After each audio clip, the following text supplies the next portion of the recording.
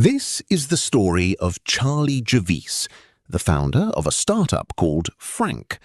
Frank promised something simple: make the maddening federal student aid application, the FAFSA, fast and painless for millions of American students. Javice built the company from her mid-20s. She became a fixture on cable news, landed a spot on Forbes 30 Under 30, and positioned Frank as the future of financial aid. In 2021, JPMorgan Chase, the largest bank in the United States, run by CEO Dimon, agreed to acquire Frank for $175 million. It would turn out to be one of the most expensive due diligence failures in modern banking history. In the summer of 2021, one of the largest banks in America wired $175 million into the bank account of a 28-year-old founder. They believed they were buying access to over 4 million college students. They were buying a lie. 18 months later, federal agents would be combing through spreadsheets, synthetic data files, and a trail of emails that never should have been sent, trying to answer one question: how did the smartest bank on Wall Street get conned by a woman with a laptop and a plan? This is the story of Charlie Javice, the founder of a startup called Frank. Frank promised something simple: make the maddening federal student aid application, the FAFSA, fast and painless for millions of American students. Javice built the company from her mid-20s. She became a fixture on cable news, landed a spot on Forbes 30 Under 30, and positioned Frank as the future of financial aid. In 2021, JPMorgan Chase, the largest bank in the United States, run by CEO Dimon, agreed to acquire Frank for $175 million. It would turn out to be one of the most expensive due diligence failures in modern banking history. To JP Morgan, the pitch was irresistible. Frank claimed to have onboarded more than 4 million students. In the banking world, that's not just a customer base, it's 4 million future account holders, future mortgage clients, future credit card users. Javice had spent years cultivating the image of a mission-driven disruptor.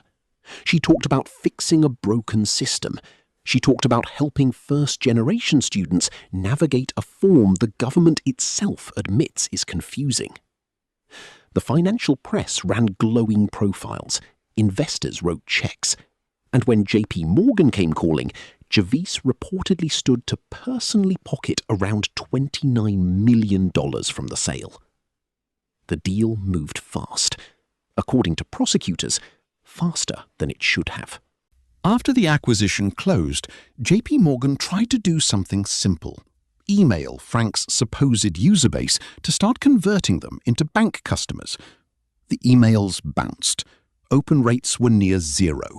The numbers didn't move because, prosecutors allege, most of the customers didn't exist. Investigators say Javice and Frank's chief growth officer, Olivier Amar, had allegedly turned to a data scientist to help generate a synthetic list of names, manufactured records built to resemble a real customer base of over 4 million people. The real number, according to trial evidence, fewer than 300,000. JP Morgan hadn't bought a fast-growing fintech company. Prosecutors would later put it more bluntly in court: the bank had acquired a crime scene. JP Morgan didn't stay quiet. The bank sued Javice directly, and federal prosecutors in the Southern District of New York opened a criminal investigation. What followed was a forensic accounting nightmare. Investigators pulled financial records, internal communications, and the underlying data files Frank had handed over during the acquisition process. They found a pattern: figures that looked real on a slide deck but collapsed under basic verification. A user database that, when tested against real-world engagement, simply wasn't there. Federal prosecutors charged Javice with conspiracy, wire fraud, bank fraud, and securities fraud. Amar was charged alongside her. In March 2025, after a 6-week jury trial in Manhattan, both were convicted on every core count. The twist in this case isn't a hidden identity or a secret second life. It's simpler and in some ways more unsettling. This wasn't a rogue trader hiding losses. This was a founder, prosecutors argued, who allegedly manufactured a fake customer base almost from scratch to close one of the largest startup acquisitions of the year. And there's a second layer to the story. JPMorgan's own due diligence process missed it. One of the most sophisticated financial institutions on earth didn't verify the very asset it was paying $175 million for.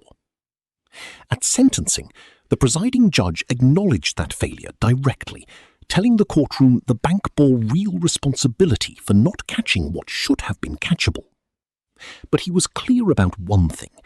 The bank's carelessness didn't excuse the fraud. Javice was arrested in 2023 and released on $2 million bail. In March 2025, the jury returned guilty verdicts on all major charges. In September 2025, Judge Alvin K. Hellerstein sentenced Javice to 85 months, just over 7 years, in federal prison.